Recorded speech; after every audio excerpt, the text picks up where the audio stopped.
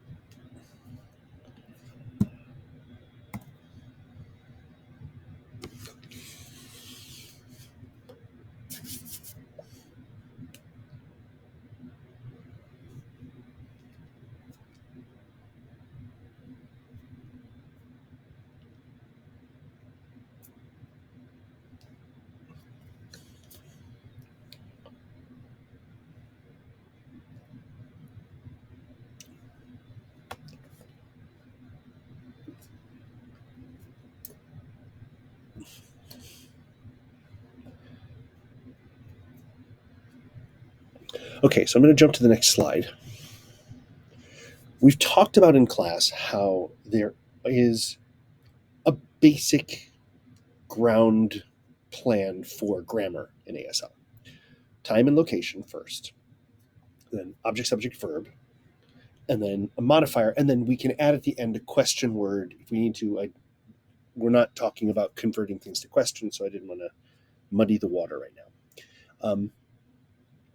We can also talk about the topic and the comment. If it's hard to define all that stuff in the longer one, sometimes the lower one is simple, topic, comment. Here's what I'm talking about. Here's what I want to say about it. Okay. So these are all potential topics where you're setting up something to say, here's a time period, here's what happened in it. This sentence could be OSV, right? So we've got the topic is the time, and then the comment is the sentence about what happens. So sentences can build like that and get pretty complex because you can have a topic here that sets up another topic that sets up another topic. If you look at very skilled storytellers, they often will do that. They will, set up a chain of events that all lead together. We do the same thing in English. Not usually in everyday conversation, but people who are good storytellers often get much more complex. So I just want you to start to practice this idea of setting up a topic as being a time period or a stage in life. So these are some good ones to practice. There's no one right way to sign this. So I don't want you to be looking for what's the right way, what am I doing? Like, just try to get that concept across. And then when you watch the videos in the assignments, you'll see a bunch of these and some of the different options they can be. So these first ones, you know what, I'm going to just do this and move them over. If I could do that. Boosh. Okay. So the difference here is the first set are in the past, and then they go into the present. Right? So past, and it will be some variation on this. It could be way past.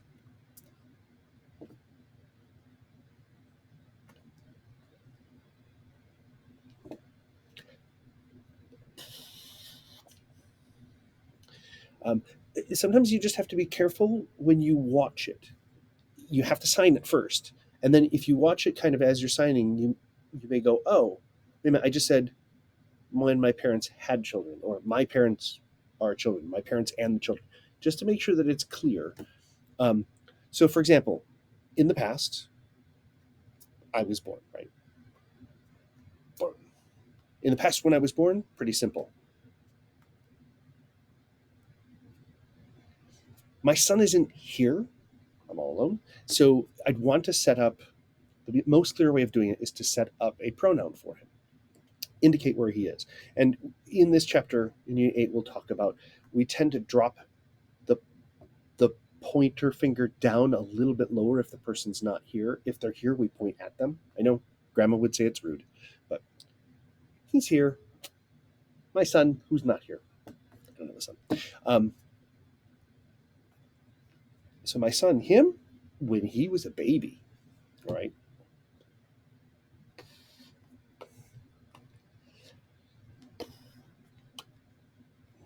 Right. So you can see how each of those says the same thing. The order is slightly different, but play with them. As I say, there's no one right answer as long as they're all connected.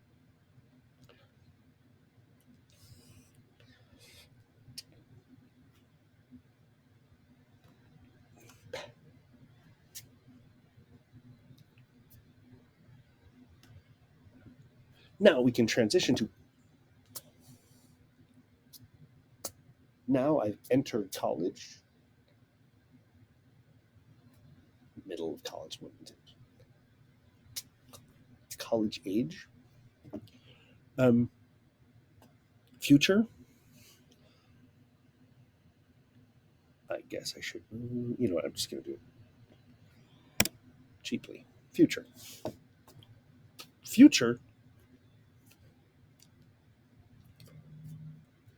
Now what I'm doing is become. It's one way of signing it. It's like, so look, my left hand becomes my right hand. Right? So becomes, or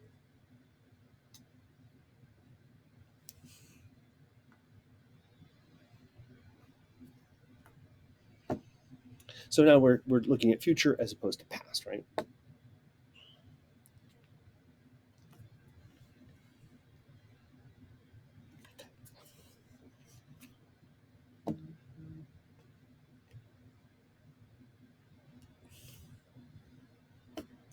So a few different things to play around with. I just want you to start playing around with the idea of time and how we're going to set up something that happens in a different time than the present. All right, so that's this one. So we go back to time, location, object, subject, verb, modifier. You know, I'm just going to make it a plus. So you see there's kind of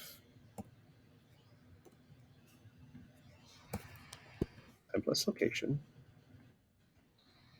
object plus subject plus verb and then the modifier. And the modifier is almost always connected to the verb, or, right immediately after. Now, that structure can get boring. This is why we introduce things we've talked about, like rhetorical questions, or we'll do lists. We will even use subject, verb, object, um, especially with very simple sentences. We'll follow the English pattern.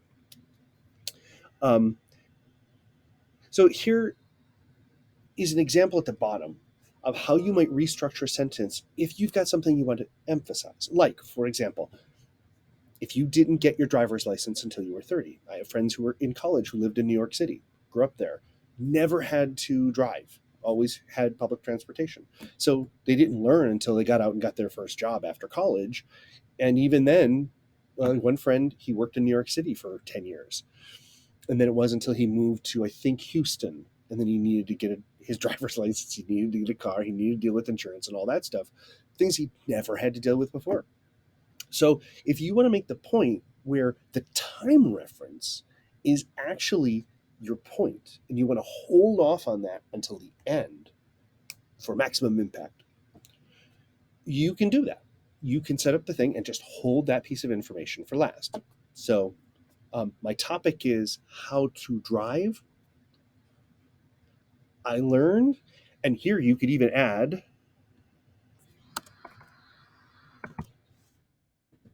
the rhetorical question, right?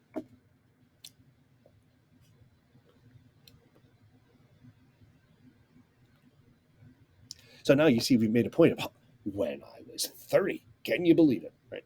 So you can emphasize anything you want to. Um,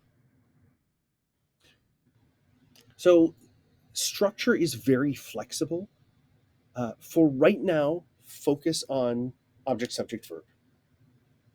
This will become more important when you are playing around with more complex structures and when you're having more conversation. Um, if you can say something in English, you can say it in ASL in a very similar way.